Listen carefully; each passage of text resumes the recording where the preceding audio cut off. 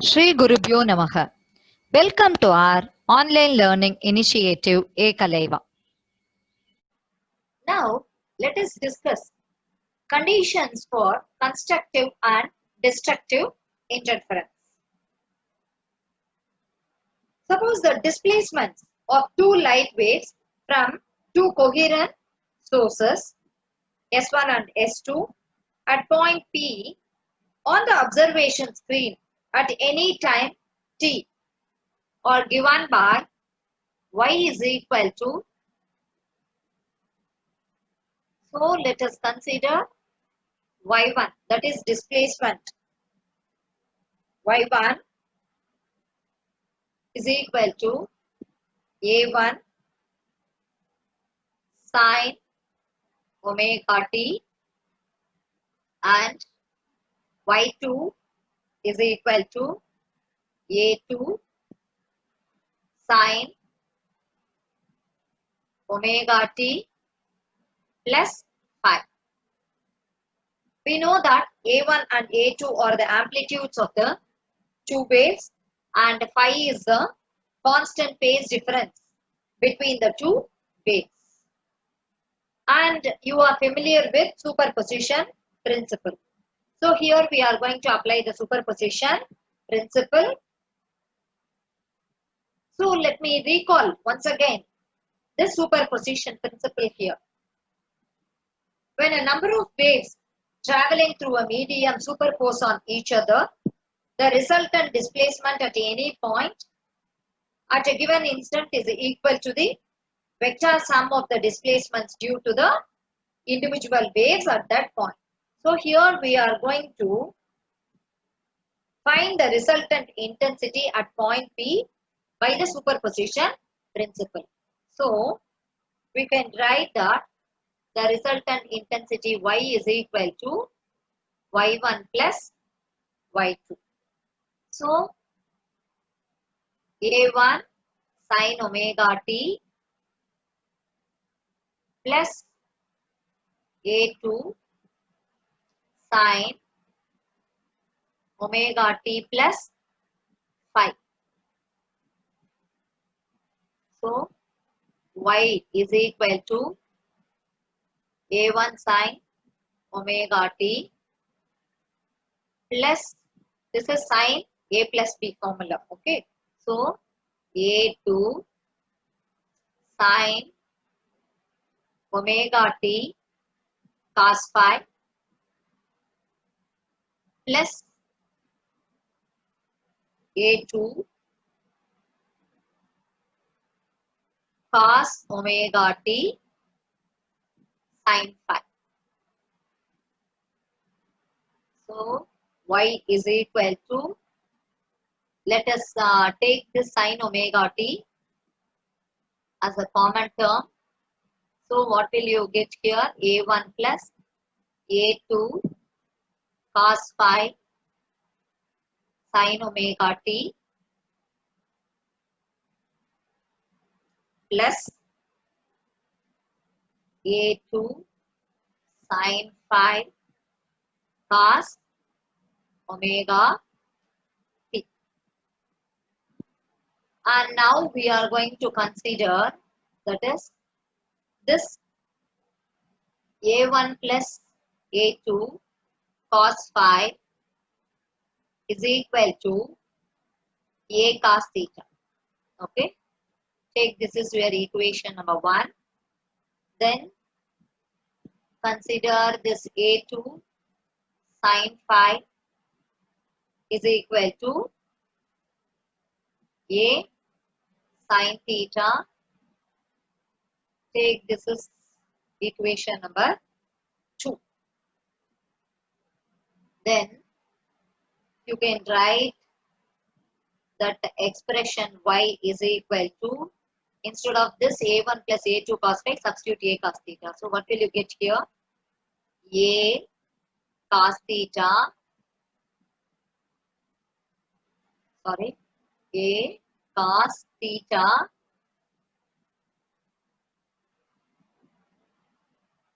sin omega t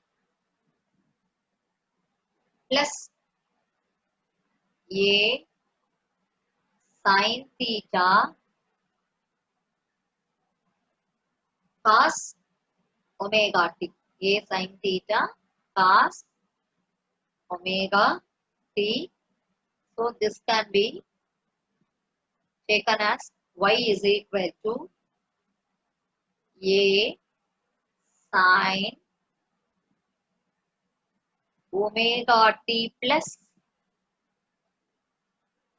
theta. Okay. So the resultant wave is also a harmonic wave of amplitude A, and it leads the first harmonic wave by the phase angle theta. And here we want to calculate what is this A. So in order to calculate this A, just we are going to square the equation number 1 and 2, and we are going to add these two equations. Okay. So to determine A, what are we going to do here, children? To determine A, squaring and adding equation number 1 and 2. So squaring and adding equations 1 and 2. So what will you get when you're squaring and adding these two equations? A square cos square theta plus A square sin square theta is equal to A1 plus A2 cos phi the whole square plus A2 square sin square phi. So already we know that when you take this A square as a common term, A square into cos square plus sin square theta. So you can write it as here A square is equal to, now let us consider this as after expanding this A1 plus A2 cos phi the whole square, you will get A1 square plus A2 square cos square phi plus sin square phi plus 2A1 A2 cos phi. And again this cos square phi plus sin square phi is 1. So what will you get here? A square is equal to A1 square plus A2 square plus 2A1 A2 cos phi. Okay. And we know that the intensity of the wave is directly proportional to the square of the amplitude. Right. So we are going to take this here as that is intensity of a wave is directly proportional to square of the amplitude. Okay, that is amplitude square. So this is very important here, children. So we can also write that is I is equal to K A square.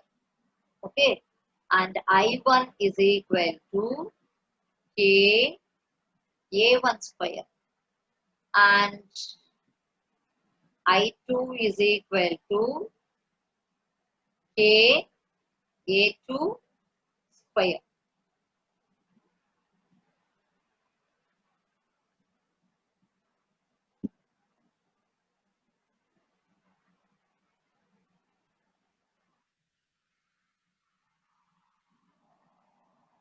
So what will you get now? And we know that K be the proportionality constant. So this equation becomes that is A square is equal to a1 square plus a2 square plus 2a1 a2 cos phi. Actually, this is our equation number 3. So, this equation will become ka square is equal to k a1 square plus ka a2 square plus 2 root k a1 root k a2 cos phi. Okay. So, actually we know that this ka square is equal to I. And similarly here you will get I1 plus I2 plus again you will get 2 root of I1 I2 cos phi. Okay, so this is your equation number 4. So this equation which gives the total intensity at a point where the phase difference is phi, and I1 and I2 are the intensities which the two individual sources produce on their own, and the total intensity also contains this term, that is 2 root of I1 I2 cos phi, and this term is known as the interference term. Okay. Now let us see constructive interference and destructive interference. Okay, so the conditions for constructive and destructive interference. First, let us start with for constructive interference. Constructive interference.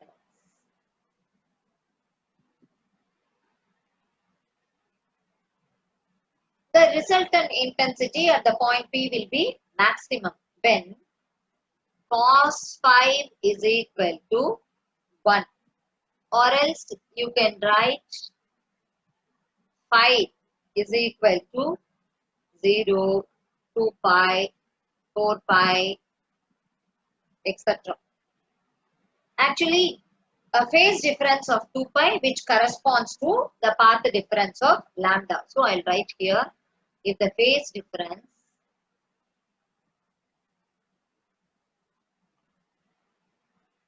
of 2 pi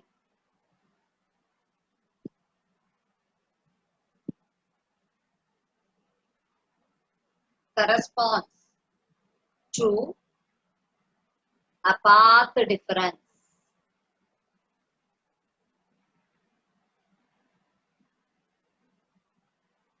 of lambda. Okay. Therefore, if P is the path difference between the two superposing waves, then how can you write 2 pi P divided by lambda is equal to 0, 2 pi, 4 pi, etc. Okay, and you can write that P is equal to 0, lambda, 2 lambda, 3 lambda up to n lambda. Okay. So hence the resultant intensity at a point P is maximum when the phase difference between the two superposing waves is an even multiple of pi, that is 2 pi, 4 pi, 6 pi, like that. Okay, or the path difference is an integral multiples of lambda, that is lambda, 2 lambda, 3 lambda up to n lambda. Actually, this is the condition for constructive interference. Okay, so this is the condition for constructive interference.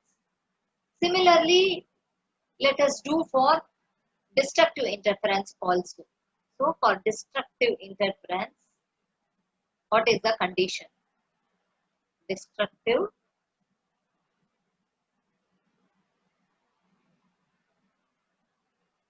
interference. So destructive interference means the resultant intensity will be minimum. So cos phi is equal to, here it is +1, but here intensity is minimum, so -1. Or we can take phi is equal to pi, 3 pi, 5 pi, etc. So 2 pi p by lambda is equal to pi, 3 pi, 5 pi, etc. So p is equal to, that is lambda by 2, 3 lambda by 2, 5 lambda by 2. So up to, that is 2n minus 1 lambda by 2. So this is the condition for destructive interference. N lambda, this is the condition for constructive interference. 2n minus 1 lambda by 2 is for destructive interference. Hence the resultant intensity at a point P is minimum when the phase difference between the two superposing waves is an odd multiples of pi. So that is pi, 3 pi, 5 pi, like that. Or the path difference is an odd multiple of lambda by 2. Okay. So this is the condition for destructive interference. Hope all of you understood the conditions for constructive and destructive interference. To receive our online lessons, please press the subscribe button and you will receive the latest updates. Thank you, students.